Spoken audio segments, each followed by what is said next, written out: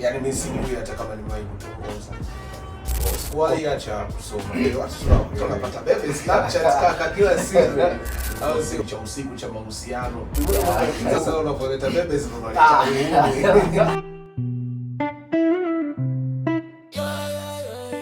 Bana, leo kwenye Chill and Spill nitakuwa na mgeni wangu ambaye ni Eli5, lakini nitapa nafasi ya yeye kujitambulisha mwenyewe. Here we go. Mnyama guys. Kama fresh. Noma sana na furahi kuwa hapa. Mimi naitwa Eli5, Eli5, King of Gen Z. Furahi sana kuwa hapa. Hongera, mnafanya kitu kikubwa na kitu kizuri. Thanks man. Mnyama. Na kwenye safari yangu kumkutana na Eli5 nimekutana naye TBC2. Tuliongea mambo mawili matatu, lakini ningetaka leo ujue alifikaje kwa TBC2. Na siwezi nikaisema hiyo issue mimi, nitamkaribisha mwenyewe aweze kuongea. Ulifikaje TBC2? Safari yako na nini? TBC2. Naweza kusema ni talent nilipeleka pale. Kwa sababu hiki ninachokifanya nilianza nyuma miaka kadhaa, pale 2009 nikiwa shule. Nilianza kupenda kuingia kwenye radio na TV. Wakati huo nilikuwa nikipenda sana radio, kusikiliza, kutazama TV kama ilivyo ada ya kila mtoto. Lakini ilipofika hiyo time nikahisi sasa nikaa mbele ya TV na mimi, au nikakaa nyuma ya radio na nikafanya kitu ambacho wale naona wanaofanya wanakifanya. So achana huko Of inakuwa ngumu sana ukiwa katika masomo kuacha masomo na kufuata talenti yako. Ni kitu gani ambacho kilikuwa changamoto sana? Watu walisema vipi ukaamua kuachana maneno na watu walisema umekuwa mtu mkubwa? Kuna changamoto gani ambazo ulipitia kwa Sikuwahi acha kusoma. Kama nilivyosema, mimi nimeanza kutangaza radio nikiwa ile phase ya mwisho ya form 4 kidato cha 4, yani na karibia hapo ndipo nilipoanza kufanya radio na vitu kama hivyo. Sikuwahi kumshirikisha mtu, sikuwahi kumwambia mtu nataka kuanza, sikuwahi kumwomba mtu ushauri kwamba nianze nisianze. Nakwambia hiyo ni wazazi wangu au familia yangu wamekuja kujua nipo kwenye radio na wananisikiliza wakati tayari nimeshakomaa. So nachomshukuru Mungu, sikupata nafasi ya kukatishwa tamaa na watu kwa sababu sikumshirikisha mtu. Nilihisi naweza kufanya, so nilianza. Haikuwa ngumu hivyo. Ugumu ulikuja katikati pale ambapo watu wanahisi pengine akili yako imefocus kwenye hiki kwa sababu hawajaiona mtu kwenye familia, kwenye ukoo au mtu wa karibu ukiwa anafanya vitu kama hivyo. Unajua utangazaji ni sanaa na vitu kama hivyo. Mtu anahisi huyo mtu wa muziki na nini. So ikawa pengine hasomi, lakini nikija na matokeo yako vizuri, basi kaonyesha kwamba pengine ni njia nzuri anayoiendea. Na of course back in the days ilikuwa inaonekana kama ni kitu fulani cha uone na nini, lakini mpaka sasa hivi una mipira mingi, bebes nyingi. Sasa unapoleta bebes ndio unaleta. Lakini mimi namshukuru Mungu, sijaanza hiyo back in the days unaoisemea wewe. Wangesema wakina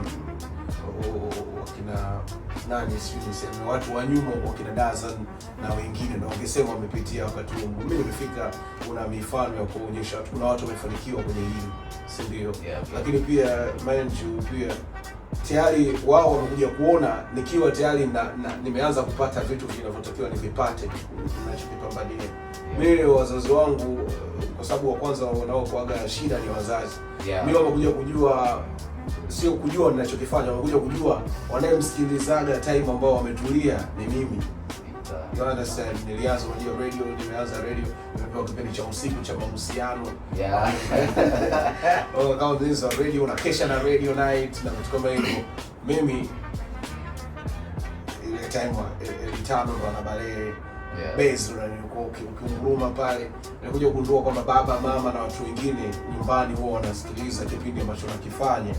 So baadaye wanakuja kuambiwa yule unayemsikia ndio Eli5 ambaye ndio mtoto wako. So nafika hatua wanakuwa surprised, na sio kwamba sijui nisemeje, hawakunizuia, ila walikuwa surprised na kitu ninachokifanya. Ya, nataka kugusia kwenye hicho kipindi ambacho ulikuwa unafanya cha mahusiano. Najua ulikuwa unapata pale watu ambao walikuwa wanahoji na nini. Kuna hili swala la dating sites. Najua umehoji hicho kipindi, umeongea na watu wengi. Una believe kwenye mtu anaweza kupata mtu wakaingia kwa long term relationship kutoka kwenye dating site kama Tinder, Bumble na nini? Watu wanapata bebe Snapchat kaka kila siku. Of course kwa maisha yetu ya sasa hivi. Yaani mimi sijui hata kama nimewahi kutongoza. Kwamba umeanza unamfukuzia mtoto kwa mama Adija, sio unakaa kila siku mlangoni kwao na vitu kama hivi. Sasa hivi ndo kama dunia ilikuelekea huko. Yaani watu kukutana na kazi kali. Cha kwanza utaomba namba yake, utaomba Instagram handle yake na vitu vingine, then naendelea. Kwa hiyo yaani ni kama maisha ndo yalikwamia. Lakini kuna kwenye hii issue ya kwenye hizi site na nini unasema kwamba unapata babies kali na nini, naona kama inapunguza ule uwezo wa kijana kujitetea. Unajua sometimes vijana wengi kutoka sasa hivi imekuwa kazi, kutoka vile vesi ambazo tulikuwa tunamwaga enzi hizo, unaziandika kwenye karatasi, unashika na nia unaenda kuspill kwa mtoto. Sasa hivi hakuna kitu kama hicho, ni umeongea naye. Na ukiangalia hizi mifumo mingi za hizi dating site ni unakuwa umepangiwa kabisa. Ni mtu anakuambia kwamba njoo na 50 tumalize mchezo. Yaani kuna vipengele na vipengele. Sasa ndo maisha ambayo tunayaishi kaka. Yaani mimi nakwambia ukweli Steve. Yes. Ukweli ambao tunao. Yaani utofauti wa mchumba ambaye utakutana naye na ukamuomba namba na ambaye utataka kwenye dating site au ambao anakuambia labda 50,000 tunakubaliana, mnaendelea na mambo yenu au mtajikuta mmeingia kwenye mahusiano. Ni maisha ambayo tunaishi kawaida. So ninachotaka ukisema umeongea sijui itapunguza uwezo wa kijana kujitetea. Tuko kwenye mazingira ambayo sasa hivi mahusiano ni mfuko wako unasema nini pia. Yaani hayo kujitetea sasa hivi inaonekana kama hamna kazi tena ukisema unajitetea na vitu kama hivi. Lakini watoto wanahitaji mtu fulani, yani uwe na ile maneno fulani ya kumweka sawa. Ukishakuwa na hela, ndio utamweka sawa. Lakini wenye hela pia babies haskai kwa nini? Yaani wanakuja wana. Sio unapata mwenye hela mwingine. Unasikia? Kuna story fulani ambayo ningekupigia ilikuwa ni wa jamaa wa NMB, alikuwa ni manager. Mpunga ulikuwepo unaelewa. Lakini mmoja amekuja kudate na mtu ambaye ana kazi normal tu, hizi kazi ambazo wanafanya masela za kazi tuseme labda chips na nini. Kwa tu kijana. Bora maisha ya kawaida. Maisha ya kawaida sana, mwana ambaye anajitafuta na nini. Na amekuja akawa anakula bebe ya msela. Sasa watu wanasema kwamba kuna meme moja nimeiona jana kwamba kwenye maisha ambayo tunaishi niliona meme imeandika like kila demu ana mshikaji ambaye kibunda kiko vizuri, afu kuna mmoja ambaye kwenye mikazo mmoja mpaka anampindua vipi au sijui. Nadhani kwa sababu wadada wanatazama hapa watatuambia kweli au sio, lakini tunahisi inaweza ikawa ni uhalisia. Wewe mwenyewe unaweza kukuta kuna demo ambao unaonaga anawaka na wewe, ila wewe ndio unaogopa tu mtoto mtamweza kweli. Afu kuna hicho kitu hapo. Unajua watu wengi sasa hivi ni wanaweka ile image ambayo inaokopesha, waone wengi wanaogopa of course.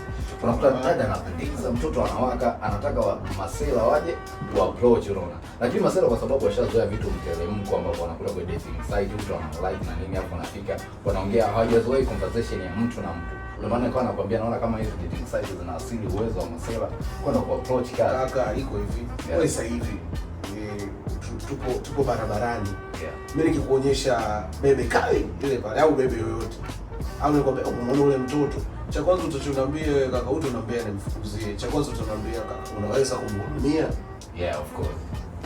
Unaelewa?